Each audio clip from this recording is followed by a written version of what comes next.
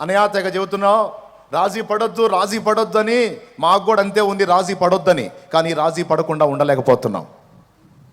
స్తోత్రం. రాజీ పడకుండా ఉండలేకపోతున్నాం అన్నయ్య. నువ్వు చెప్పినప్పుడు గట్టిగానే తీర్మానాలు చేస్తున్నావు, కానీ మా వల్ల కావట్లా. ఇక దాటి అవతలకు పోతే మైండ్ ఏదో మారిపోతుంది. మెంటల్ హాస్పిటల్ కానీ ఇంజక్షన్ చేసినప్పుడు కదలకుండా వండుకున్న తర్వాత బయటికి పోని మళ్ళీ కేకలేసినట్టు అయిపోయింది మా బతుకు. స్తోత్రం. మానసిక రోగులు చూసారా మీరు? ఇంజక్షన్ ఇచ్చినప్పుడు మళ్ళీ ఆ మత్తు తెగ్గానే గందరగోళం చేస్తున్నట్టుగా దేవుని సన్నిధిలో ఉన్నప్పుడు, ఆయన వాక్కు చేత సంధించబడినప్పుడు బాగానే ఉంటుంది. కానీ ఈ క్లైమేట్ దాటి అవతలకు పోగానే మళ్ళా బలహీనపడిపోతున్నాం. ఎట్లా? ప్రయత్నించి శరీర సంబంధమైన సమస్యలతో పోరాడి విసుగు చెందారు.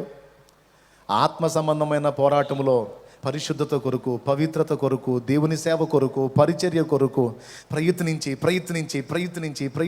విసిగిపోయి రాజీ పడిపోయారు.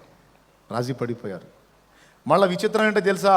దేవుని మాటలు వినబడుతున్నప్పుడు మనం ఇలా ఉండాలి అలా ఉండాలి అనుకుంటూనే అలా ఉండలేకపోతున్నాం అని రాజీ పడిపోయారు.